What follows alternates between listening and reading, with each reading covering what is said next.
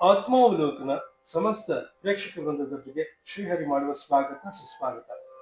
ನಮ್ಮೊಂದಿಗೆ ಇವತ್ತು ವಿಶೇಷ ಅತಿಥಿಗಳಿದ್ದಾರೆ. ಮೈಸೂರಿನ ಸಂಗೀತ ವಿದ್ವಾಂಸರಾದ ಕೆ ಗುರುಪ್ರಸಾದ್ ಅವರಿದ್ದಾರೆ. ನಮಸ್ಕಾರಗಳು. ನಮಸ್ಕಾರ. ಸಂಗೀತದ ಬಗ್ಗೆ ಸಾರ್ವಜನಿಕರಲ್ಲಿನ ಆಸಕ್ತಿಯನ್ನ ಹಿಮ್ಮಡಿಗೊಳಿಸಬೇಕು ಅಂತ ನನ್ನದೊಂದು ಆಸೆ.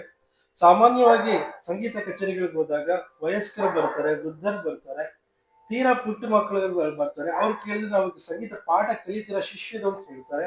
ಆದ್ರೆ ನಮ್ಮಂತ ಮಧ್ಯಮ ಯುವಕ ಜನತೆ ಬರೋದಿಲ್ವಲ್ಲ ಅನ್ನೋ ಸಂಕಟಕ್ಕೆ ಈ ಒಂದು ಸಂಗೀತ ಶಾಸ್ತ್ರವನ್ನ ಏನು ಎತ್ತ ಕಡೆ ಹೊರಡ್ತಿದೆ ಅಂತ ಇಣಕಿ ನೋಡಿದಾಗ ಸಂಗೀತ ವಿದ್ವಾಂಸರಲ್ಲೇ ನಾವು ಪ್ರಶ್ನೆಗಳು ಕೇಳೋಣ ಅಂತ ಹೇಳಿ ನಿಮ್ಮ ಮುಂದೆ ಈ ಒಂದು ಕಾರ್ಯಕ್ರಮವನ್ನ ಮಾತಾಡಕ್ ಕೂತಿದ್ದೇನೆ. ನಮಸ್ಕಾರ. ನಮಸ್ಕಾರ. ನಾನು ಮೈಸೂರು ವಿದ್ವಾನ್ ಗುರುಪ್ರಸಾದ್ ಅಂತ ಸುಮಾರು 47 ವರ್ಷಗಳಿಂದ ಹಾಡ್ತಾ ಬಂದಿದ್ದೀನಿ. ನನ್ನ ಬಾಲ್ಯ ಎಲ್ಲ ಮೈಸೂರೇನೆ. ನನ್ನ ಮೊದಲನೇ ಗುರು ಸಹ ನಮ್ಮ ತಾಯಿ ಸತ್ಯಶೀಲಮ್ಮ ಅಂತ ಹೇಳಿ ಸ್ಕೂಲ್ ಟೀಚರ್ ಆಗಿದ್ರು. ಅವರಿಂದನೇ ಸಂಗೀತ ಅನ್ನೋದು ಬಂದು ಅವರಿಂದನೇ ನನಗೆ ಜೀವನ ಅನ್ನೋದು ಒಂದು ರೂಪಿಸ್ಕೊಂಡಿರ್ತಕ್ಕಂಥದ್ದು. ಅದು ಪರಮಾತ್ಮನ ಒಂದು ಇಚ್ಛೆ. ಹಾಗೆ ಅವ್ರ ಹತ್ರ ಕಂಟಿನ್ಯೂ ಮಾಡ್ತಾ ಇದ್ದೆ. ಆಮೇಲೆ ನಂಗೆ ಒಂದು ಸ್ಟೇಟ್ ಸ್ಕಾಲರ್ಶಿಪ್ಗೆ ಅಪ್ಲೈ ಮಾಡಿದೆ ನಾನು. ಅದು ರಾಜ್ಯ ಸರ್ಕಾರದಿಂದ. ಅದಕ್ಕೆ ಅಪ್ಲೈ ಮಾಡಿದಾಗ ನಮ್ಮ ತಾಯಿ ಹೆಸರು ಕೊಡೋ ಹಾಗಿಲ್ಲ ಅಂತ ದೊಡ್ಡ ಪ್ರೊಫೆಸರು, ನಮ್ಮ ಹಿರಿಯ ಗುರುಗಳಾದಂಥ ಪ್ರೊಫೆಸರ್ ನಾಗಮಣಿ ಶ್ರೀಯಂದ್ರ ಅವ್ರು ಬಂದಿದ್ರು. ಇಷ್ಟು ಚೆನ್ನಾಗಿ ಹಾಡ್ತೀಯಲ್ಲಪ್ಪ ನೀನು ಅಂತ ಹೇಳ್ಬಿಟ್ಟು ಏನ್ ಮಾಡಿದ್ರು, ನನ್ನ ಹೆಸರಲ್ಲಿ ಸ್ಕಾಲರ್ಶಿಪ್ ತಗೋ, ತಾಯಿನೇ ಆದ್ರೆ ಡಿಪೆಂಡೆಂಟ್ ಕೊಡಲ್ಲ ಅಂತ ಹೇಳಿದ್ರು ಅಂತ ಅವ್ರ ಹೆಸರು ಹಾಕಿ ಸ್ಕಾಲರ್ಶಿಪ್ ತಗೊಳಕ್ ಶುರು ಮಾಡಿದೆ. ಸ್ವಲ್ಪ ದಿನ ಆದ್ಮೇಲೆ ಅವ್ರ ಹತ್ರನೂ ಕಲ್ತ್ಕೊಂಡೆ ಬಹಳ ವಿಷಯಗಳು, ಬಹಳ ಸಂಗೀತವನ್ನಂತ ದೊಡ್ಡ ಮಹಾನ್ ಗುರುಗಳ ಹತ್ರ ಕಲಿಯೋದು ಒಂದು ಯೋಗ. ಅವ್ರ ಹತ್ರನೂ ಕಲ್ತ್ಕೊಂಡು ಹಾಗೆ ಸೆಂಟ್ರಲ್ ಸ್ಕಾಲರ್ಶಿಪ್ ಅಪ್ಲೈ ಮಾಡಿದೆ. ಅದು ಡೆಲ್ಲಿಯಿಂದ ಬರ್ತಕ್ಕಂಥದ್ದು. ಅದು ಸಹ ಸತತ 3 ವರ್ಷಗಳ ಕಾಲ ಅದು ಸಹ ಬಂತು. ರಾಜ್ಯ ಸರ್ಕಾರ ಹಾಗೂ ಕೇಂದ್ರ ಸರ್ಕಾರದಿಂದ ಸತತ 3 ವರ್ಷಗಳ ಕಾಲ ರಾಜ್ಯ ಸರ್ಕಾರದ್ದು, ಕೇಂದ್ರ ಸರ್ಕಾರದ್ದು ಅಂದ್ರೆ ಸ್ಟೇಟ್ ಅಂಡ್ ಸೆಂಟ್ರಲ್ ಗೌರ್ಮೆಂಟ್ 2 ಕಡೆಯಿಂದನೂ ಸ್ಕಾಲರ್ಶಿಪ್ ಬಂತು. ಆಮೇಲೆ ಏನಾಯ್ತು, ನಾನು ಹಿಂಗೆ ಹಾಡ್ತಾ ಬರ್ತಾ ಇದ್ದಾಗ ನಾನು ಫಸ್ಟ್ ಬಿಗಿನಿಂಗ್ ಅಲ್ಲಿ ಸ್ವಲ್ಪ ಡಾಕ್ಟರ್ ವೆಂಕಟಲಕ್ಷ್ಮ ಅವರ ಹತ್ರ ಒಂದು ಚೂರು ಭರತನಾಟ್ಯವನ್ನ ಕಲಿತೆ. ನಮ್ಮ ರೋಡ್ನಲ್ಲೇ ಇದ್ರು ಕೃಷ್ಣವೇಣಿ ಮೇಡಮ್ ಅಂತ, ಅವ್ರು ನನ್ನ ತಾಯಿ ಇದ್ದಂಗೆನೆ ಅಂತ ಒಬ್ಬ ಮಹಾನ್ ಗುರು. ಅವ್ರ ಮನೆಗೆ ಹೋಗ್ತಾ ಇದ್ದೆ. ಅದರಿಂದ ಅವ್ರೇನ್ ಮಾಡಿದ್ರು, ವೆಂಕಟಲಕ್ಷ್ಮ ಅವರಿದ್ರು, ಅಲ್ಲಿ ಬರ್ತಾ ಇದ್ರು ಅಂತ ಒಂದು ಅಡವುಗಳೆಲ್ಲ ಹೇಳ್ಕೊಟ್ಟು ಪಾಠ ಮಾಡಿದ್ರು.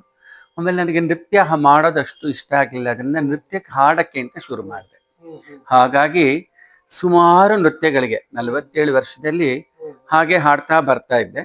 ಆಮೇಲೆ ಏನಾಯ್ತು, ಇನ್ನೊಬ್ರು ಮಹಾನ್ ದೊಡ್ಡ ಗುರು ಡಾಕ್ಟರ್ ಪ್ರೊಫೆಸರ್ ಗೌರಿ ಕುಪ್ಪಸ್ವಾಮಿ ಅಂತ, ತುಂಬಾ ದೊಡ್ಡ ಗುರು.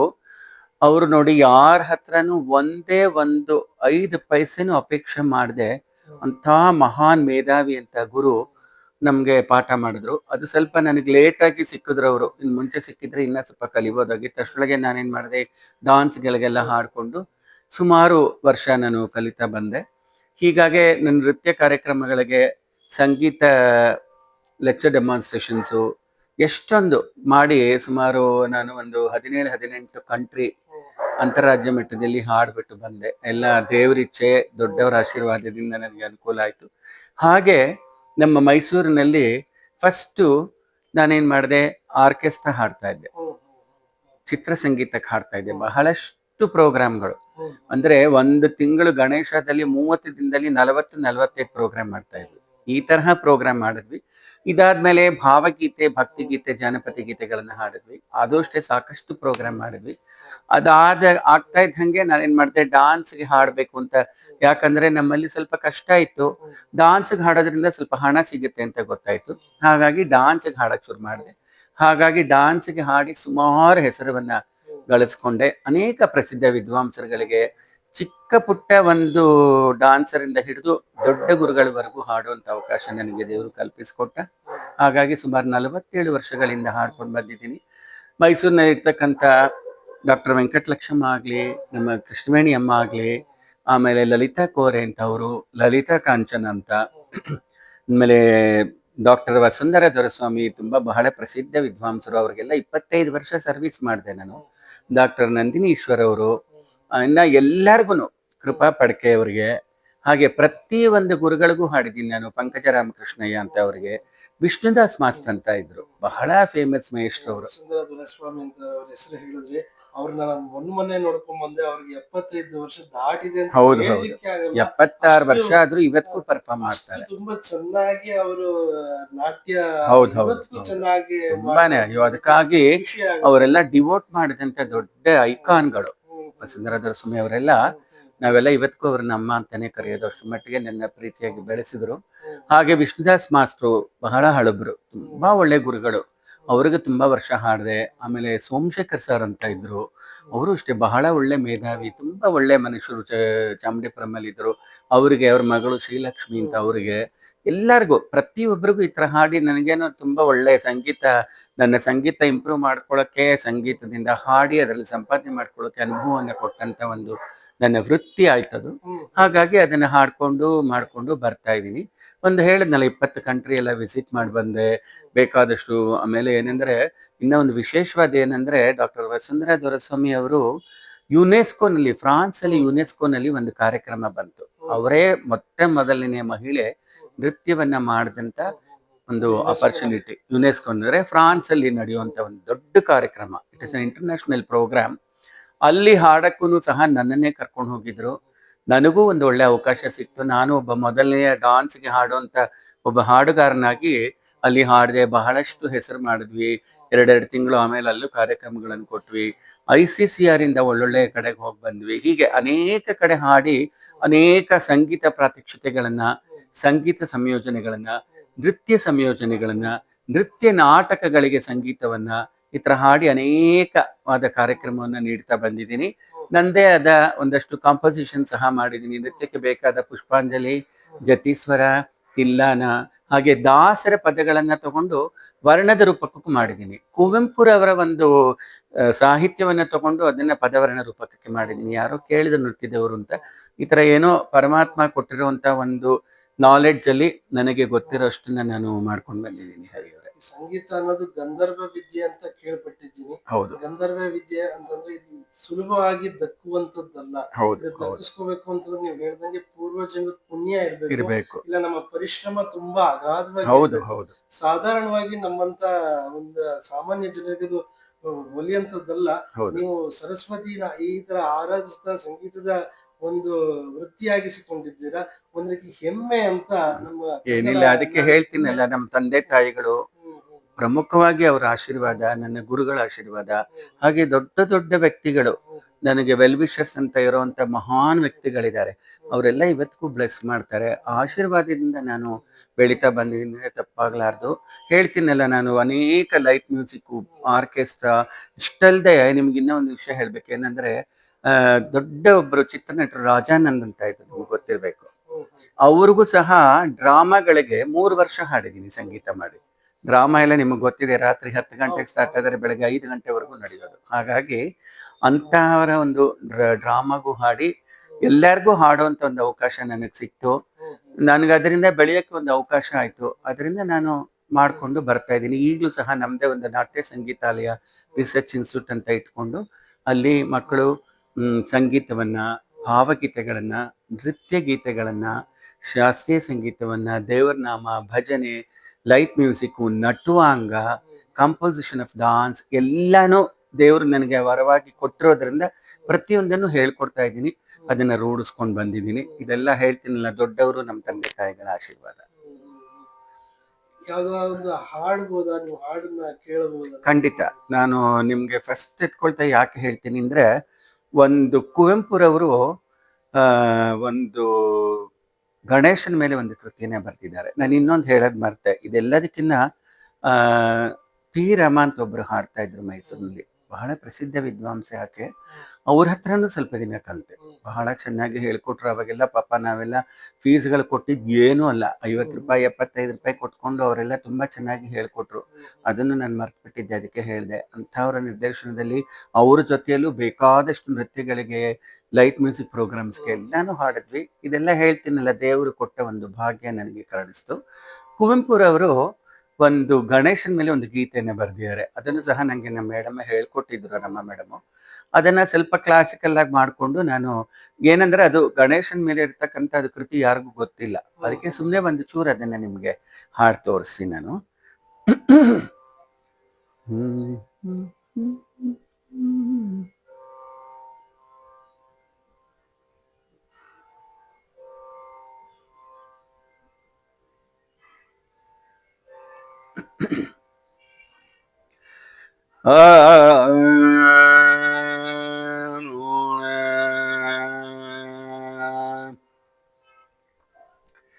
ಸಿದ್ಧಿ ಗಣೇಶ ಬುದ್ಧಿ ಗಣೇಶ, ಸಿದ್ಧಿ ಗಣೇಶ ಬುದ್ಧಿ ಗಣೇಶ, ಬಾರಾದಡೆ ಗಣೇಶ ದೇವಕುಮಾರ,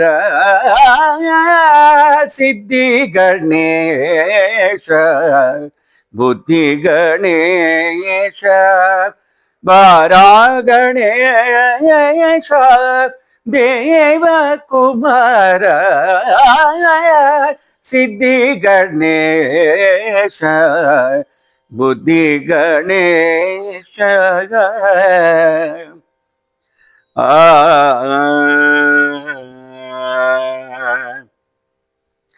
ವಿದ್ಯಾರ್ಥಿಯ ಸಕ ಹೇ ವಿದ್ಯಾ ಸುಖ, ವಿದ್ಯಾರ್ಥಿಯ ಸಕ ಹೇ ವಿದ್ಯಾ ಸುಖ, ವಿದ್ಯಾರ್ಥಿಯ ಸಕ ಹೇ ವಿದ್ಯಾ ಸುಖ, ಬಾರ ನಿಭಗಕ್ಕೆ ಬಾರ,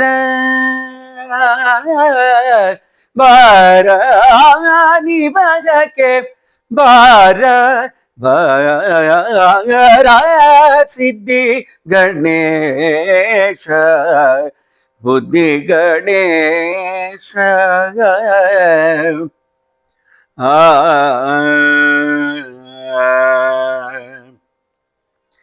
ಗೌರಿಯ ಹಣೆಯ ಕುಂಕುಮವತಿಗೆ ಪ್ರಮುಖ ಕಮಲವ ತೋರ,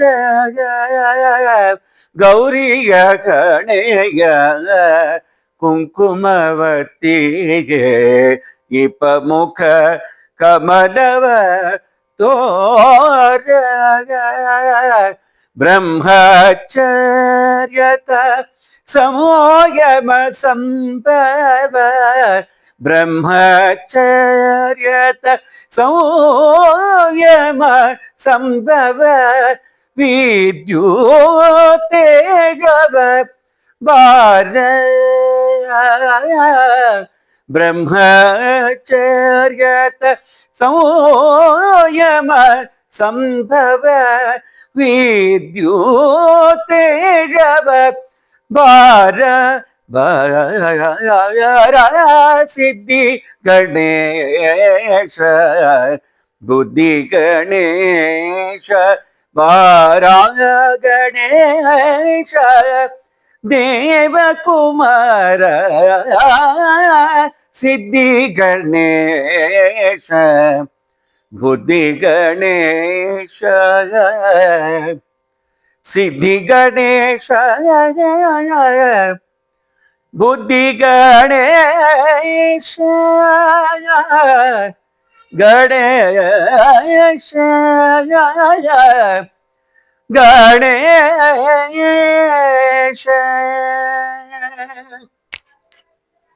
ತುಂಬಾ ಚೆನ್ನಾಗಿತ್ತು.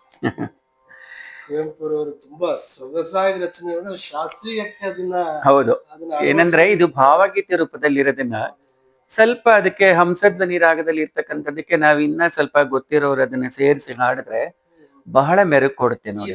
ನಾವು ಎಲ್ಲೂ ಕೇಳೂ ಇಲ್ಲ, ಅದಕ್ಕೆ ನಾನು ಹಾಡು ತೋರಿಸ್ತೀನಿ ನಿಮ್ಗೆ. Very rare composition of Kuvempu ಅಂತ ನನಗೆ ನಮ್ಮ ಬ್ರಹ್ಮ ಮೇಡಮ್ ಹೇಳ್ಕೊಟ್ಟಿದ್ರು.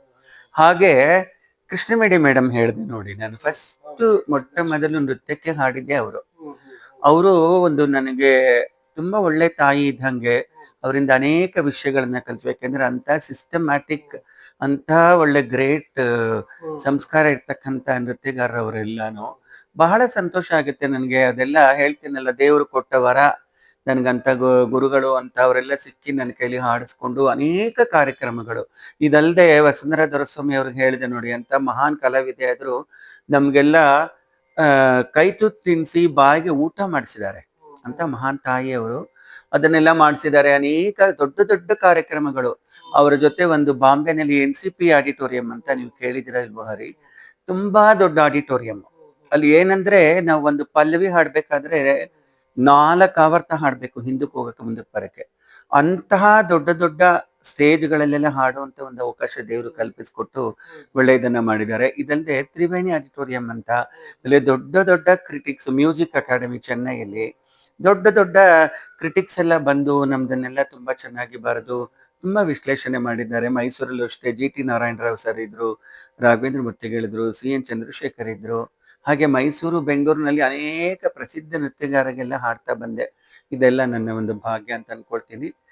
ಸುಮಾರು ಕಾರ್ಯಕ್ರಮಗಳನ್ನ ಕೊಡ್ತಾ ಇದ್ದೀನಿ. ಈಗ ಆನ್ಲೈನ್ ಅಲ್ಲಿ, ಆಫ್ಲೈನ್ ಅಲ್ಲಿ ಎರಡರಲ್ಲೂ ಪಾಠಗಳು ಮಾಡ್ತಾ ಇದ್ದೀನಿ. ನನಗನ್ಸುತ್ತೆ ತುಂಬಾ ತೃಪ್ತಿ ಇದೆ ನನಗೆ ಈ ಫೀಲ್ಡ್ ಅಲ್ಲಿ ಅಂತ ಅನ್ಸ್ಕೊಂಡಿದ್ದೀನಿ. ಯಾಕಂದ್ರೆ ನೃತ್ಯಕ್ಕೆ ಹಾಡೋದು ತುಂಬಾ ಕಷ್ಟ.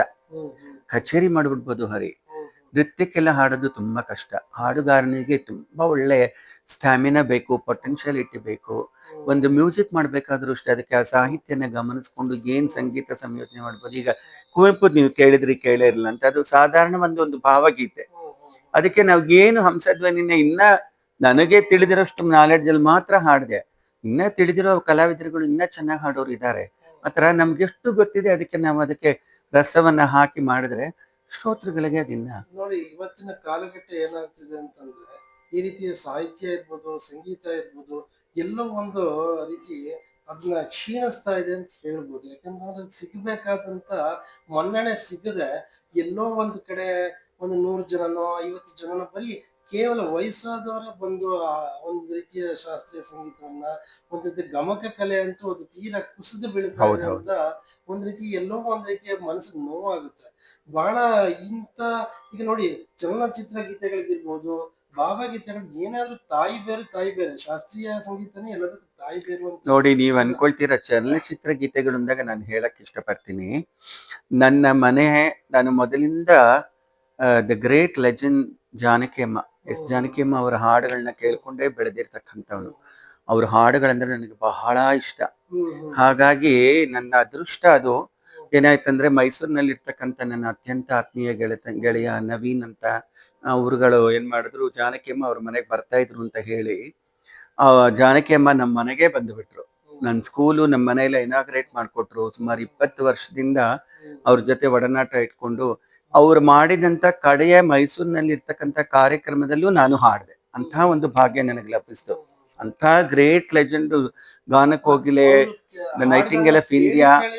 ಹೌದು ಅಭ್ಯಾಸ ಮಾಡ, ಅದೊಂದ್ ರೀತಿ ಅದೊಂಥರ ಹೌದು. ವಿಶೇಷ. ಮತ್ತೆ ಚಿತ್ರಸಂಗೀತ ಹಾಡೋದು ಈಸಿ ಇಲ್ಲ. ಎಂತೆಂಥ ದೊಡ್ಡ ದೊಡ್ಡ ಮ್ಯೂಸಿಕ್ ಡೈರೆಕ್ಟರ್ಸ್ ಎಷ್ಟು ಚೆನ್ನಾಗಿ ಮಾಡ್ತಾರೆ. ಅದನ್ನೆಲ್ಲ ಹಾಡೋದು ತುಂಬಾ ಕಷ್ಟನೇ. ಅದೆಲ್ಲ ನಾ ಹೇಳ್ತಿಲ್ಲ, ಈಗ ಜಾನಕಿಯಮ್ಮ ಅಂತವ್ರು ನಮ್ಮ ಮನೆಗೆ ಬಂದು ಇನಾಗ್ರೇಟ್ ಮಾಡಿದ್ರು, ನನ್ನನ್ನು ಆಶೀರ್ವಾದ ಮಾಡಿದ್ರು. ಇದೆಲ್ಲ ನನ್ನ ಭಾಗ್ಯ ಅಂತ ತಿಳ್ಕೊಂಡು ನೀವು ಹೇಳಿದ್ರಲ್ಲ, ಅದಕ್ಕೆ ಹೇಳಿದೆ ನಾನು. ಅಂದ್ರೆ ಕ್ಷೀಣಿಸ್ತಾ ಇದ್ದಾನೆ, ಟೆಕ್ನಾಲಜಿ ತುಂಬಾ ಮುಂದೆ ಹೋಗ್ತಾ ಇದ್ದಷ್ಟು ಅಂದ ಹಾಗೆ ಮಕ್ಕಳುಗಳು ತುಂಬಾ ಬೆಳೀತಾ ಇದ್ದಾರೆ, ಒಳ್ಳೊಳ್ಳೆ ಕಲಾವಿದರುಗಳಿದ್ದಾರೆ. ಯಾರೇ ಒಂದ್ ರೀತಿಯ ಮಕ್ಳ ತಂದೆ ತಾಯಿ ನೋಡಿ, ನನ್ ಮಗ ಸಾಫ್ಟ್ವೇರ್ ಇಂಜಿನಿಯರ್ ಆಗ್ಬೇಕು, ನನ್ ಮಗ ಡಾಕ್ಟರ್, ನನ್ ಮಗಳು ಈ ರೀತಿ ಪೊಲೀಸ್ ಆಫೀಸರ್ ಆಗ್ಬೇಕು ಅಂತಾರೆ ಹೊರತು, ಕಲೆ, ನಮ್ಮ ಸಂಸ್ಕೃತಿ, ನಮ್ಮ ಹಿಂದಿನ ತಲೆಮಾರು ಅದನ್ನ ಕಲೆ ಪೋಷಿಸ್ಕೊಂಡ್ ಬರ್ತಾ ಇದ್ರು. ನೀನು ಇದನ್ನ ರೂಢಿಸ್ಕೊಂಡಾದ್ರು ಬಹಳ ಅಪರೂಪ. ಹೌದು, ತುಂಬಾನೇ. ಆಮೇಲೆ ಏನಾಗಿದೆ ಅಂದ್ರೆ, ಈಗ ಆರ್ಕೆಸ್ಟ್ರಾ ಅಂತ ಹೇಳ್ದೆ ನೋಡಿ, ತುಂಬಾ ಆರ್ಕೆಸ್ಟ್ರಾಗಳು ಮಾಡ್ತಾ ಇದ್ವಿ. ಪಾಪ ದೊಡ್ಡ ದೊಡ್ಡ ಕಲಾವಿದರಿದ್ದಾರೆ ಮೈಸೂರಲ್ಲಿ, ಹಿರಿಯರು. ಅವರೆಲ್ಲ ತುಂಬಾ ಚೆನ್ನಾಗಿ ನುಡ್ಸೋರು ಮಾಡೋರೆಲ್ಲ ಇದ್ದಾರೆ. ಅವ್ರನ್ನ ಗುರ್ತಿಸೋರೇ ಇಲ್ಲ. ಅವರೆಲ್ಲ ಇವತ್ತಿಗೂ ಒಳ್ಳೆ ಕಲಾವಿದರು. ಈಗ ಏನಂದ್ರೆ, ತುಂಬಾ ಸ್ಟ್ಯಾಂಡರ್ಡ್ ಆಗಿರೋದು ಅಂತದ್ದೆಲ್ಲ ಬೇಕಿಲ್ಲ ಜನಗಳಿಗೆ. ಹಾಗಾಗಿ ಕಡಿಮೆ ಆಗಿದೆ ಅಷ್ಟೇ. ಇರೋ ಕಲಾವಿದರುಗಳೆಲ್ಲ ತುಂಬಾ ಚೆನ್ನಾಗಿದ್ದಾರೆ, ತುಂಬಾ ಒಳ್ಳೊಳ್ಳೆ ವಿದ್ಯಾವಂತರಿದ್ದಾರೆ. ಅದರಲ್ಲೆಲ್ಲ ಏನು ಬೇರೆ ಮಾತಿಲ್ಲ. ಹೇಳ್ತೀನಲ್ಲ, ಎಲ್ಲ ಕಾಲಕ್ಕೆ ತಕ್ಕಂತೆ ಹೋಗ್ತಾ ಇದೆ ಹರಿ ಅಷ್ಟೇ. ಅಲ್ಲ, ನನಗೀಗ ಸಂದರ್ಶನ ಮಾಡೋ ಪುಣ್ಯ. ನೋಡಿ ನಾನು 8ನೇ ತರಗತಿ ಇದ್ದಾಗ ಮೃದಂಗ ಅಭ್ಯಾಸ ಮಾಡ್ತಿದ್ದೆ. ಓ ಸರಿ. ವಿದ್ವಾನ್ ವಿ.ಎಸ್. ರಮೇಶ್ ಸರ್ ಹತ್ರ ಓ ರಮೇಶ್ ಸರ್ ಚೆನ್ನಾಗಿ ಗೊತ್ತು. ಗಾನ ಭಾರತಿಲಿ ನಾನು ಅಭ್ಯಾಸ ಮಾಡ್ತಾ ಇದ್ದೆ. ಅದು ಹಾಗೆ ನಿಂತೋಯ್ತು. ಅಂತಂದ್ರೆ ನನಗೆ ಅದನ್ನ ಪೂರ್ವ ಅಭ್ಯಾಸ ಮಾಡ್ಲಿಕ್ಕೆ ಆಗಿಲ್ಲ. ಚಿಕ್ಕನಿಂದನೂ ಸಂಗೀತದ ನನಗೆ ತುಂಬಾ ಆಸಕ್ತಿ. ರಮೇಶ್ ಅವ್ರ ಅಮ್ಮ ನಾಗರತ್ನಮ್ಮ ಅಂತ ಇದ್ದಾರೆ, ಹ್ಮ್. ತುಂಬಾ ಒಳ್ಳೆ ಕಲಾವಿದೆ. ಆಕೆ ಇವತ್ತು 80 ವರ್ಷ ಆಗಿದ್ರು ಪಾಠಗಳನ್ನ ಹೇಳ್ಕೊಡ್ತಾರೆ. ಅವರು ಸಹ ನನ್ನ ಜೊತೆ ನುಡಿಸಿ ನನ್ನನ್ನು ಆಶೀರ್ವಾದ ಮಾಡಿದ್ದಾರೆ. ಇವತ್ತಿಗೂ ಅಷ್ಟೇ ಮಗನಂತೆ ಪಪ್ಪ ಕರೆದು ಪೋಷಣೆ ಮಾಡ್ತಾರೆ. ಅಂತ ಒಳ್ಳೆ ಒಂದು ಅನುಭವ ನಂಗೆ ಸಿಕ್ಕಿದೆ. ನನಗಂತೂ ಮನೇಲಿ ನಮ್ಮ ತಂದೆ ವಿದ್ಯಾಭೂಷಣ ಅವ್ರ ಸಂಗೀತ ಅಂತ ತುಂಬಾ ಪರಿಚಯ ಮಾಡಿದ್ದಾರೆ. ನಾನು ಚಿಕ್ಕವನಿಂದ ಅವ್ರದೇ ಸಂಗೀತ ನಮ್ಮ ಮನೇಲಿ ಪ್ರತಿಯೊಂದು ಅವ್ರದೇ ಹಾಡುಗಳನ್ನ ಕೇಳಿ ಬೆಳೆದವನು. ಆದ್ರೆ ಹಾಡುಗಾರಿಕೆಯಲ್ಲಿ ನಾನು ತೊಡಗಿಸ್ಕೊಳ್ಳಕ್ಕಾಗಿಲ್ಲ. ಅಟ್ಲೀಸ್ಟ್ ಪಕ್ಕವಾದ್ಯದಲ್ಲಾದ್ರೂ ನಾನು ಬರ್ತೀನಿ ಅಂತ ಅನ್ಕೊಂಡ್ರೆ ಆಗಿಲ್ಲ. ಆದ್ರೆ ಒಂದು ಈ ಆತ್ಮಾವಲೋಕನ ಅಂತ ಒಂದು ಚಾನೆಲ್ ಮಾಡ್ಕೊಂಡು ಒಳ್ಳೇದು, ನಿಮ್ಮಂತ ಕಲಾವಿದರ ಜೊತೆ ಒಂದು ನಾಲ್ಕು ಭಾಗ್ಯ. ಮಾತಾಡೋ ಅವಕಾಶ ಸಿಕ್ಕಿದ್ರೆ ನನ್ನ ಪುಣ್ಯ. ಖಂಡಿತ ಖಂಡಿತ ಹರಿ, ಈ ತರನೇ ನೀವು ಮಾಡ್ತಾ ಇರಿ. ಇನ್ನ ಅನೇಕ ವಿಷಯಗಳ ಬಗ್ಗೆ ಹೇಳ್ತಾ ನಾನು ಹಾಡನ್ನ ಹಾಡಿ ಹಾಡಿ ನಟವಾಂಗ ಮಾಡ್ತೀನಿ, ಜತಿಗಳನ್ನ ಕಂಪೋಸ್ ಮಾಡಿದ್ದೀನಿ. ಪ್ರತಿಯೊಂದಕ್ಕೂ ನಾನು ಹಾಡು ತೋರಿಸ್ತೀನಿ. ಎಲ್ಲವನ್ನು ನೀವು ಅಳವಡಿಸ್ಕೊಂಡು ಅದನ್ನು ಮುಂದುವರಿಸ್ಕೋಬಹುದು. ಓಕೆ, ಸರಿ. Thank you Harish. ಸರಿ ಗುರುಗಳೇ, ಇವತ್ತಿನ ನಮಸ್ಕಾರ. ಇಷ್ಟಕ್ಕೆ ಮುಗಿಸೋಣ. ಮುಂದಿನ ಸಂಚಿಕೆಯಲ್ಲಿ ಇನ್ನಷ್ಟು ಖಂಡಿತ ವಿಚಾರಗಳು ತಗೊಂಡು ಖಂಡಿತ ಖಂಡಿತ. ನಿಮ್ಮ ಮುಂದೆ ಬರೋಣ ಅಂತ. ಥ್ಯಾಂಕ್ ಯು ಸೊ ನಮಸ್ಕಾರ. ಮಚ್. ಎಲ್ಲರಿಗೂ ನಮಸ್ಕಾರ ನಮಸ್ಕಾರ. ನಮಸ್ಕಾರ.